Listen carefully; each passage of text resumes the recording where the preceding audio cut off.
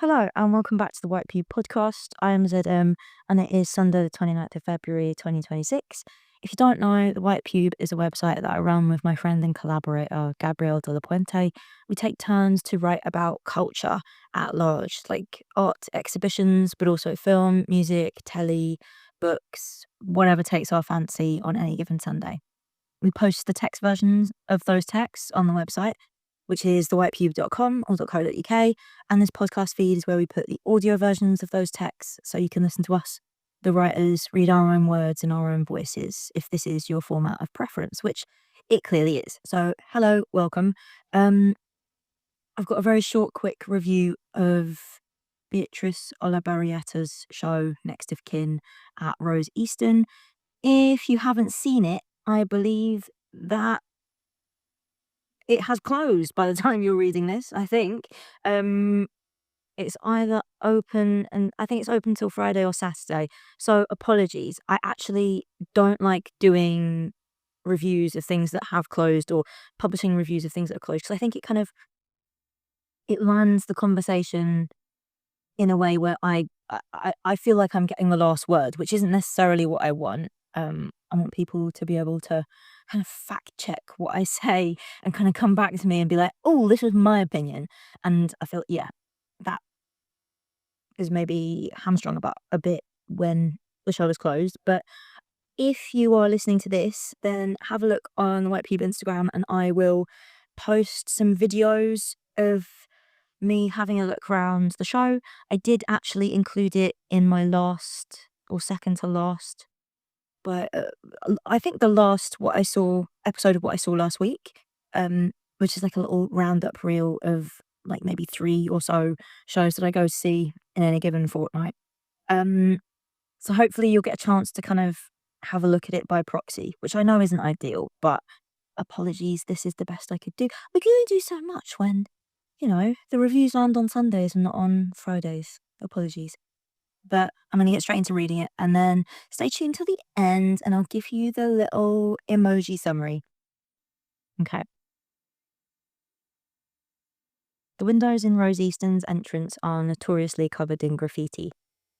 When you stand in the entrance, the light filters through the colourful skin all piecemeal, lighting you up like you're in a kooky disco. I'm walking up Cambridge Heath Road towards the gallery. I'm in possession of a kind of anticipatory excitement. I've seen the show on Instagram and I believe I will like it. I believe it will somehow negotiate the unspoken opaque matrix of interest, enjoyment and association, and I'll want to write about it. I'm walking up to Rose Easton and the windows are different. I can see through them. They are clean, sparkling new, so see-through, I almost don't believe they're there. The artist Beatriz Olabarrieta has pinched the windows from the front of the building and put them inside the gallery. These original windows have been worked on. The artist has scrubbed away parts of the graffiti, cleaned and erased and made them new. Other parts are left intact, isolated and emphasised. I understand the conceit at play. Graffitied windows as a kind of found imagery, found painting. The artist's labour in erasing imagery is a kind of ultra anti-painting. Anti-painting being Fontana slashing the canvas, Malevich's black square, Rothko and Newman's colour fields. Anti-painting as a refusal to create an image. Then ultra anti-painting has a refusal to make something that might be formally considered imagery, or the process of making imagery through acts of removal or processes of erasure. That and this infrastructural sleight of hand. The artist has sliced into the gallery walls and moved the windows around, fitting new ones, engaging with the gallery like it is the fluid space of the painted field, engaging with sight in a specific way, and making paintings from what exists in our already chock-full world. Yes, it is rare to see something like this in a commercial gallery. The market is down and artworks are shop stock to be sold. Criticality is interesting, but its value is that it can enhance the price on request, I imagine. I respect the cheek and bravado to make something critical, conceptual, and, to my unbusinessy mind, so unsellable.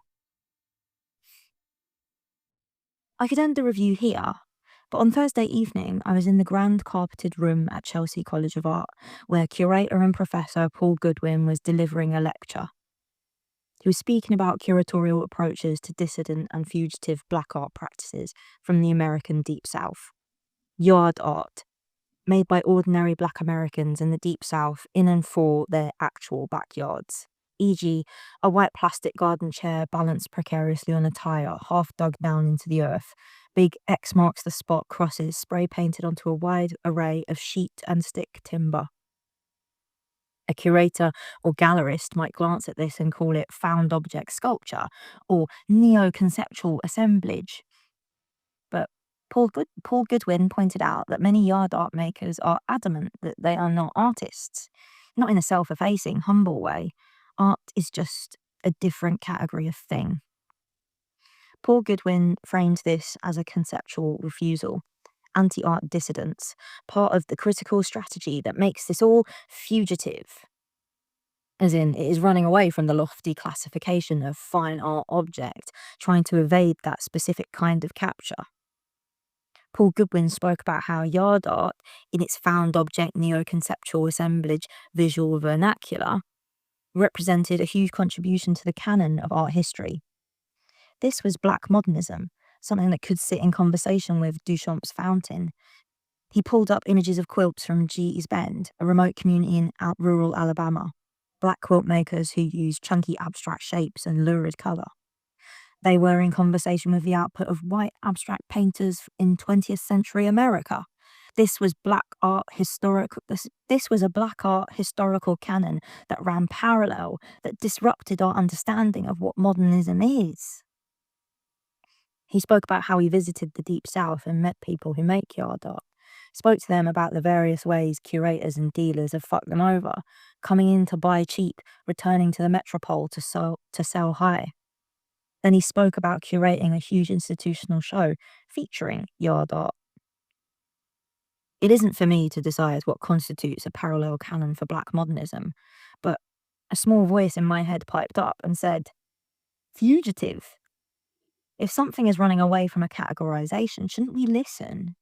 Take that refusal seriously, rather than incorporate it into a meta-categorization on the basis that it has been running away, and that's why it's interesting. For the canon of art history or for the market, they seem one and the same."